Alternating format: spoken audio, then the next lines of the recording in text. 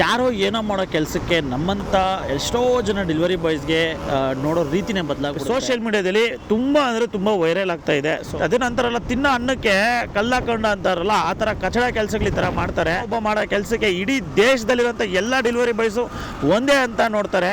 ನೀರು ಬರುತ್ತಲ್ಲ ಕೊಲ್ಲ ಅಂದರೆ ಲೈಕ್ ಏನು ಪೈಪು ನಲ್ಲಿ, ಅದನ್ನು ಕಳ್ತನ ಮಾಡ್ಕೊಂಡು ಹೋಗ್ತಿದ್ದಾನೆ ಡೆಲಿವರಿ ಬಾಯ್. ಆದರೆ ಆಟೋದವರೆಲ್ಲ ಕೆಟ್ಟವರಲ್ಲ, ಅವರಲ್ಲಿ ಎಷ್ಟೋ ಜನ ಒಳ್ಳೆಯವರು ಇದ್ದಾರೆ. 5 ರೂಪಾಯಿ 10 ರೂಪಾಯಿಗೆ ಆಸೆ ಪಟ್ಟು 1000 ರೂಪಾಯಿ ದುಡಿಯುವಂತ ಅಂದರೆ ಕಷ್ಟಪಟ್ಟು ಹೊಟ್ಟೆ ತುಂಬ್ಕೊಂತಿದ್ದಾವೆ ನಾವು ಇಲ್ಲಿ. ಹೀಗೆ ನೋಡಿದ ತಕ್ಷಣ ಏನು ಹೇಳ್ಬೇಕು ಕೂಡ ಗೊತ್ತಾಗಲಿಲ್ಲ ಗುರು. ಫಸ್ಟು ಊಟ ಕಳ್ತನ ಮಾಡೋದು, ಅದು ಬುಡ್ಕಾರ ಹಾಕೊಂಡು ಕೆಲಸ ಮಾಡಿದ್ರು ಕ್ಯಾರೆ ಅನ್ನೋದಿಲ್ಲ. ಕಂಪ್ನಿಯವರು ಹಂಗಾಗ್ಬಿಟ್ಟೈತೆ. ಕಂಪ್ನಿಯವರೇ ಇದಕ್ಕೆಲ್ಲ ಜವಾಬ್ದಾರಿ ತಗೋಬೇಕು ಅನ್ನೋದು ನನ್ನ ಒಂದು ಅನಿಸಿಕೆ. ನಿಮ್ಮ ಅನಿಸಿಕೆ ಏನು, ನಿಮ್ಮ ಅಭಿಪ್ರಾಯ ಏನು ಅಂತ ದಯವಿಟ್ಟು ಕಮೆಂಟ್ ಬಾಕ್ಸಲ್ಲಿ ಕಮೆಂಟ್ ಮಾಡಿ.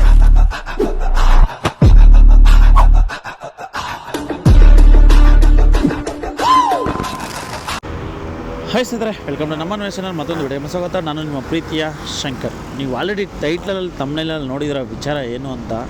ಸೊ ಯಾರೋ ಏನೋ ಮಾಡೋ ಕೆಲಸಕ್ಕೆ ನಮ್ಮಂಥ ಎಷ್ಟೋ ಜನ ಡೆಲಿವರಿ ಬಾಯ್ಸ್ಗೆ ನೋಡೋ ರೀತಿನೇ ಬದಲಾಗ್ಬಿಡುತ್ತೆ.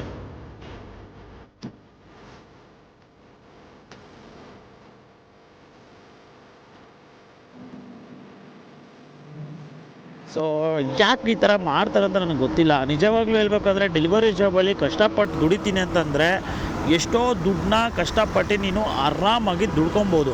ಆದರೂ ಕೂಡ ಕಷ್ಟಪಟ್ಟು ದುಡ್ಕೊಳ್ಳೋದು ಬಿಟ್ಬಿಟ್ಟು ಈ ಥರ ಕಚಡ ಕೆಲಸಗಳು ಅದು ಯಾಕೆ ಮಾಡ್ತಾರೆ ಅಂತ ನನಗಂತೂ ಗೊತ್ತಿಲ್ಲ ಕೆಲವು ಡೆಲಿವರಿ ಬಾಯ್ಸು. ಸೊ ನಿಮ್ಗೆ ಆಲ್ರೆಡಿ ಕ್ಲಿಪ್ಸ್ನ ಹಾಕಿದ್ದೀನಿ, ನೋಡಿದ್ದೀರ ಅಂತ ಅಂದ್ಕೊಂಡಿರ್ತೀನಿ. ಸೊ ಇದು ಒಂದು ನಡೆದಿರೋಂಥದ್ದು ಬಂದು ನಾರ್ತ್ ಕಡೆ. ಸೊ ಮೇ ಬಿ ನಮ್ಮ ಬೆಂಗಳೂರಲ್ಲ ಇದು ನಡೆದಿರೋದು, ನಾರ್ತ್ ಸೈಡ್ ನಡೆದಿರೋದು. ಬಟ್ ಆದರೆ ಸೋಷಿಯಲ್ ಮೀಡಿಯಾದಲ್ಲಿ ತುಂಬ ಅಂದರೆ ತುಂಬ ವೈರಲ್ ಆಗ್ತಾ ಇದೆ. ಸೊ ಅದನ್ನು ನೋಡಿದಾಗೆಲ್ಲ ನನಗೆ ತುಂಬ ಬೇಜಾರಾಗ್ತಿದೆ. ಏನಕ್ಕೆ ಅಂತಂದರೆ, ಒಬ್ಬ delivery boy, Zomato delivery boy ಒಬ್ಬ ಏನು ಮಾಡ್ತಾನೆ ಅಂತಂದರೆ, ಕಸ್ಟಮರ್ ಡ್ರಾಪ್ ಲೊಕೇಶನ್ ಹತ್ರ ಹೋಗಿರ್ತಾನೆ. ಡ್ರಾಪ್ ಹತ್ರ ಹೋಗಿ ಐಟಮ್ನ ಡ್ರಾಪ್ ಅಂದರೆ ಫೋಟೋ ಡೋರ್ ಹತ್ರ ಇಟ್ಬಿಟ್ಟು ಫೋಟೋನ ತೆಗೆದು ಅಪ್ಲೋಡ್ ಮಾಡಿ ನಾನು ಡ್ರಾಪ್ ಮಾಡಿದ್ದೀನಿ ಅಂತ ಹೇಳ್ಬಿಟ್ಟು ಆ ಆರ್ಡ್ರನ್ನ ತೊಗೊಂಡು ಅವನೇ ಎತ್ಕೊಂಡು ಹೋಗ್ಬಿಡ್ತಾನೆ. ಸೊ ಎಂಥ ಕಚಡ ಕೆಲಸ ಅಂದರೆ ಇದು. ಅದೇನಂತಾರಲ್ಲ, ತಿನ್ನೋ ಅನ್ನಕ್ಕೆ ಕಲ್ಲಾಕೊಂಡ ಅಂತಾರಲ್ಲ, ಆ ಥರ ಕಚಡ ಕೆಲಸಗಳು ಈ ಥರ ಮಾಡ್ತಾರೆ. ಎಷ್ಟೋ ದುಡಿತೀವಿ, ಓಕೆನಾ. ಈ ಥರ ಯಾಕೆ ಮಾಡಬೇಕು ಅಂತ ನನಗಂತೂ ಗೊತ್ತಿಲ್ಲ. ಸೊ ನಾವು ಈ ಫೇಕ್ ಆರ್ಡ್ರ್ಗಳು ಅದು ಇದು ಕಸ್ಟಮರ್ಗಳು ಮಾಡೋದು, ಎಷ್ಟು ಬೈತೀವ ಕಸ್ಟಮರ್ಗಳನ್ನ, ಅಷ್ಟೇ ಇದು ಕೂಡ ತಪ್ಪೇ ಇದು ಮಾಡೋದು.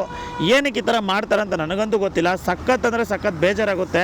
ಯಾಕಂತಂದರೆ ಇಂಥ ಕಚಡ ಥರ್ಡ್ ಕ್ಲಾಸ್ ನನ್ನ ಮಕ್ಕಳು ಯಾವನೋ ಒಬ್ಬ ಮಾಡೋ ಕೆಲಸಕ್ಕೆ ಇಡೀ ದೇಶದಲ್ಲಿರುವಂಥ ಎಲ್ಲ ಡೆಲಿವರಿ ಬಾಯ್ಸು ಒಂದೇ ಅಂತ ನೋಡ್ತಾರೆ, ಎಲ್ಲರೂ ಒಂದೇ ಅಂತ ಬೈತಾರೆ. ನೀವು ಆ ಕಮೆಂಟ್ ಬಾಕ್ಸ್ಗಳಲ್ಲಿ ತೆಗೆದು ನೋಡ್ಬಿಡಿ ಹೆಂಗೆ ಬೈತಾರೆ ಅಂತಂದರೆ ಡೆಲಿವರಿ ಬಾಯ್ಸ್ನ ಹಂಗೆ ಬೈತಾರೆ. ಮೊದಲೇ ನಮ್ಮ ಡೆಲಿವರಿ ಬಾಯ್ಸ್ಗೆ ರೆಸ್ಪೆಕ್ಟ್ ಅನ್ನೋದಿಲ್ಲ, ನೋಡೋ ರೀತಿ ಬೇರೆ. ಒಂಥರ ಹೆಂಗಂತಂದರೆ ಗತಿ ಇಲ್ಲದೆ ಈ ಕೆಲಸಕ್ಕೆ ಬಂದಿರ್ತೀವಿ ಅನ್ನೋ ಥರ ನೋಡೋದು ನಮ್ಮನ್ನು. ಅಂಥದ್ರಲ್ಲಿ ಇಂಥ ಕಚಡ ಕೆಲಸಗಳು, ಕಚಡ ನನ್ನ ಮಕ್ಕಳು ಮಾಡೋದ್ರಿಂದ ನಮ್ಮಂಥವ್ರಿಗೆ ಇದ್ದಿದ್ದೂ ಇರೋ ರೆಸ್ಪೆಕ್ಟು ಹಾಳಾಗಿ ಹೋಗುತ್ತೆ.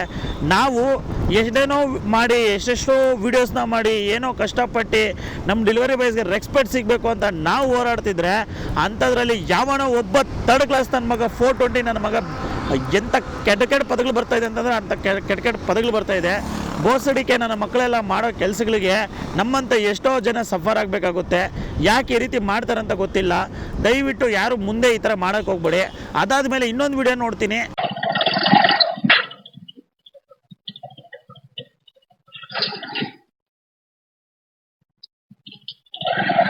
ಆ ವಿಡಿಯೋ ಕೂಡ ನಾರ್ತ್ ಕಡೆನೇ ನಡೆದಿರೋದಂತ ಅನ್ಕೊತೀನಿ.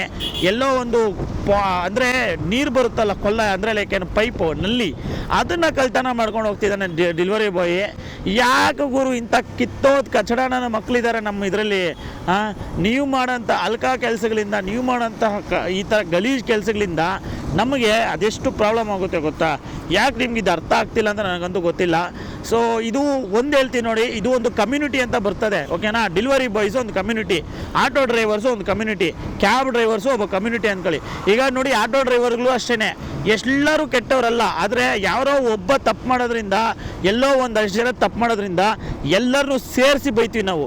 ಆಟೋದವರೇ ಸರಿ ಇಲ್ಲ, ಆಟೋದವರೇ ಹಿಂಗೆ, ಆಟೋದವ್ರು ಹಂಗೆ ಹಿಂಗೆ ಅಂತ ಬೈತಾರೆ ಜನಗಳು ಆಟೋದವ್ರಿಗೆ. ಆದರೆ ಆಟೋದವರೆಲ್ಲ ಕೆಟ್ಟವರಲ್ಲ, ಅವರಲ್ಲಿ ಎಷ್ಟೋ ಜನ ಒಳ್ಳೆಯವರಿದ್ದಾರೆ, ಅವರಲ್ಲಿ ಎಷ್ಟೋ ಜನ ಒಳ್ಳೆ ವ್ಯಕ್ತಿಗಳಿದ್ದಾರೆ, ಒಳ್ಳೆ ಕೆಲಸಗಳು ಮಾಡೋರು ಇದ್ದಾರೆ. ಆದರೆ ಯಾರೋ ಒಂದಷ್ಟು ಜನ ಕಿತ್ತೋದು ಕಚಡ ಕೆಲಸಗಳು ಮಾಡೋದ್ರಿಂದ ಎಲ್ಲರನ್ನೂ ಸೇರಿಸಿ ಬೈತಾರೆ. ಅದೇ ಥರನೇ ನಮ್ಮ ಹೆಸರುಗಳು ಡೆಲಿವರಿ ಜಾಬಲ್ಲೂ ಕೂಡ ಯಾರೋ ಮಾಡೋ ಒಂದಷ್ಟು ಕಚಡ ಕೆಲಸಗಳಿಂದ ನಮ್ಮ ಹೆಸರುಗಳು ಹಾಳಾಗಿ ಹೋಗ್ತಿದೆ ಅಂತ ಹೇಳಬೇಕು. ನಾನು ಸೀರಿಯಸ್ಲಿ ಹೇಳ್ತಿದ್ದೀನಿ, ಯಾರೇ ಡೆಲಿವರಿ ಬಾಯ್ಸು ಈ ಥರ ಮಾಡ್ತಾಯಿದ್ರೆ ಮೊದಲು ದಯವಿಟ್ಟು ಸ್ಟಾಪ್ ಮಾಡಿಬಿಡಿ, ಓಕೆನಾ. 5 ರೂಪಾಯಿ 10 ರೂಪಾಯಿಗೆ ಆಸೆ ಪಟ್ಟು 1000 ರೂಪಾಯಿ ದುಡಿಯೋಂತ ಅಂದರೆ ಕಷ್ಟಪಟ್ಟು ಹೊಟ್ಟೆ ತುಂಬ್ಕೊತಿದ್ದೀವಿ ನಾವು ಇಲ್ಲಿ. ನಾವು ಇಷ್ಟು ಕಷ್ಟ ಇದ್ದರು, ಇಷ್ಟು ರಿಸ್ಕ್ ಇದ್ದರು, ಆದರೂ ನಾವು ಈ ಕೆಲಸ ಇದರಲ್ಲೇ ಬಂದು ಮಾಡೋದೇನಕ್ಕೆ ಅಂತಂದರೆ ನಮಗಿರೋಂತಹ ಜವಾಬ್ದಾರಿಗಳು, ನಮಗಿರೋಂಥ ಪ್ರಾಬ್ಲಮ್ಸು. ಅಂಥದ್ರಲ್ಲಿ ನೀವು ಇಂಥ ಕಚಡ ಕೆಲಸಗಳು ಮಾಡೋದ್ರಿಂದ ಇರೋ ಇದರಲ್ಲೂ ಕೂಡ ಮಾನ ಮರ್ಯಾದೆ ಕಳ್ಕೊಂಡು ಕೆಲಸ ಮಾಡೋಕ್ಕೆ ಒಂಥರ ಅಸಹ್ಯ ಅನ್ನಿಸ್ಬಿಡ್ತದೆ. ದಯವಿಟ್ಟು ಯಾರಾದರೂ ಈ ರೀತಿ ಮಾಡ್ತಿದ್ರೆ ದಯವಿಟ್ಟು ಹೇಳ್ತಿದ್ದೀನಿ, ನಿಮ್ಮಲ್ಲಿ ಅದೇನಂತಾರಲ್ಲ ಕಳಕಳಿಯಾಗಿ ನಮಸ್ಕಾರ ಮಾಡಿ ಕೇಳ್ಕೊತೀನಿ, ದಯವಿಟ್ಟು ಯಾರು ಈ ರೀತಿ ಮಾಡೋಕ್ಕೆ ಹೋಗ್ಬೇಡಿ, ಓಕೆನಾ. ಎಷ್ಟೋ ಜನ ಈ ಒಂದು ಕೆಲಸನ ನಂಬ್ಕೊಂಡು ಈ ಕೆಲಸದಲ್ಲಿ ದುಡ್ಕೊಂಡು ಇದನ್ನು ಜವಾಬ್ದಾರಿಗಳಿಗೋಸ್ಕರ, ಅವ್ರಿಗಿರೋಂಥ ಕಷ್ಟಗಳಿಗೋಸ್ಕರ ಇದನ್ನು ಇದು ಮಾಡ್ಕೊಂಡು ಕೆಲಸ ಮಾಡ್ತಿದ್ದಾರೆ. ಸೊ ದಯವಿಟ್ಟು ಯಾರೂ ಕೂಡ ಈ ರೀತಿ ಮಾಡೋಕ್ಕೆ ಹೋಗ್ಬೇಡಿ ಅಂತ ರಿಕ್ವೆಸ್ಟ್ ಮಾಡ್ಕೊತೀನಿ.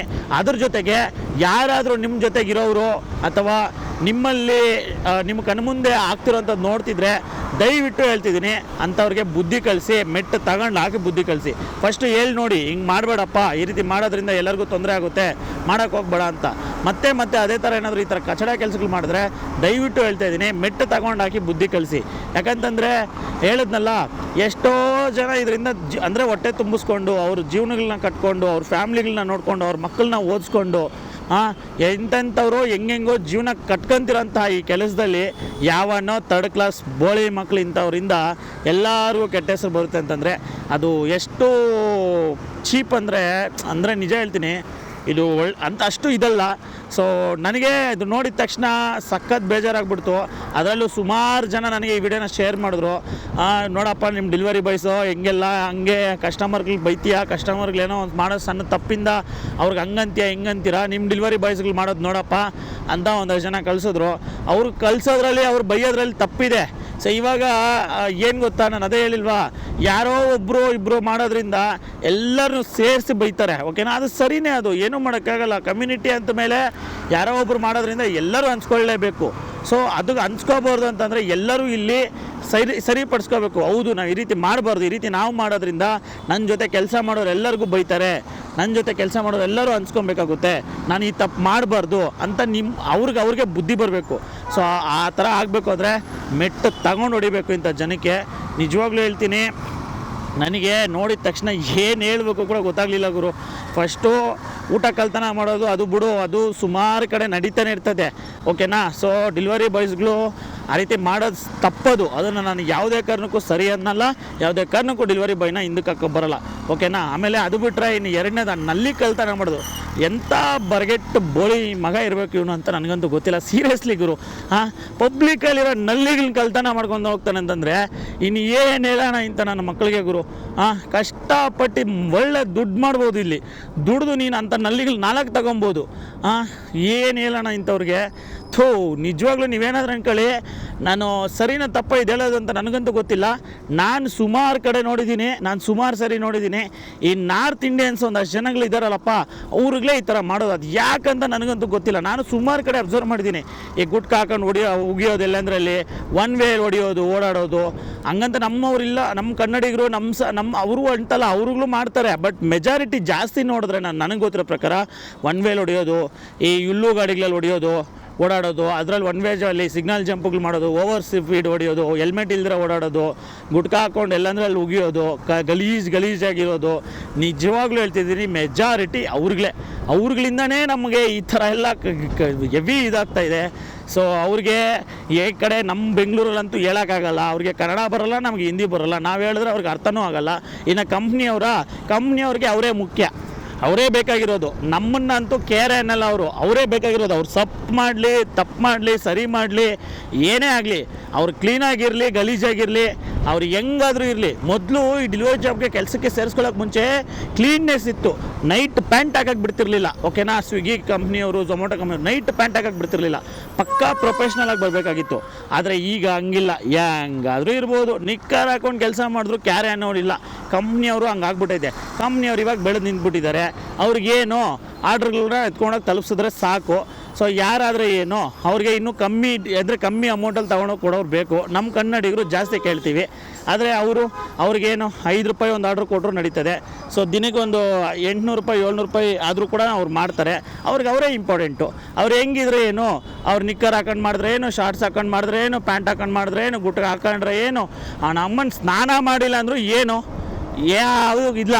ಅವ್ರು ಹೆಂಗಾದ್ರೂ ಹಾಳಾಗೋಗ್ಲಿ, ಅವ್ರಿಗೇನು ಇದಾಗಬೇಕು. ಫಸ್ಟ್ ಆಫ್ ಆಲ್ ಈ ಕಂಪ್ನಿಯವ್ರು ಇಲ್ಲದೆ ತಪ್ಪು. ನನ್ನನ್ನು ಕೇಳಿದ್ರೆ ಕಂಪ್ನಿಯವ್ರು ಯಾವಾಗ ಸ್ಟ್ರಿಕ್ಟಾಗಿ ಮೊದಲ ಥರ ಫಾಲೋ ಮಾಡೋಕ್ಕೆ ರೂಲ್ಸ್ನ ಹೇಳ್ತಾರೆ ಡೆಲಿವರಿ ಬಾಯ್ಸ್ಗೆ, ಯಾಕೆ ಹೇಳ್ಬೇಕಲ್ವಾ, ಕ್ಲೀನಾಗಿ ಇರಬೇಕು ಅಂತ ಹೇಳಿ, ಅವಾಗ ಇವೆಲ್ಲ ಆಗಲ್ಲ. ಓಕೆನಾ? ಯಾಕೆ ನಿಮ್ಮ ಡೆಲಿವರಿ ಬಾಯ್ಸ್ಗಳನ್ನ ನೀವು ಟ್ರ್ಯಾಕ್ ಮಾಡೋಕ್ಕಾಗಲ್ಲ? ಆರಾಮಾಗಿ ಮಾಡ್ಬೋದು.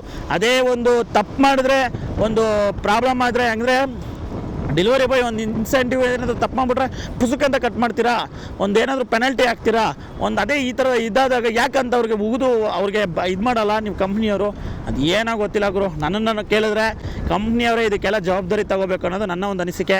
ನಿಮ್ಮ ಅನಿಸಿಕೆ ಏನು, ನಿಮ್ಮ ಅಭಿಪ್ರಾಯ ಏನು ಅಂತ ದಯವಿಟ್ಟು ಕಮೆಂಟ್ ಬಾಕ್ಸಲ್ಲಿ ಕಮೆಂಟ್ ಮಾಡಿ. ಅದೇ ರೀತಿ ಇನ್ನೂ ನಮ್ಮ ಚಾನಲ್ನ ಸಬ್ಸ್ಕ್ರೈಬ್ ಮಾಡ್ಕೊಳ್ಳಿ ಅಂದರೆ ಆದಷ್ಟು ಸಬ್ಸ್ಕ್ರೈಬ್ ಮಾಡ್ಕೊಳ್ಳಿ. ಇದೇ ರೀತಿ ಡೆಲಿವರಿ ಬಾಯ್ಸ್ ಕಾಂಟೆಂಟ್ಗೋಸ್ಕರ ಸಿಗೋಣ ಮುಂದಿನ ವಿಡಿಯೋದಲ್ಲಿ. ನಾನು ನಿಮ್ಮ ಪ್ರೀತಿಯ ಶಂಕರ್.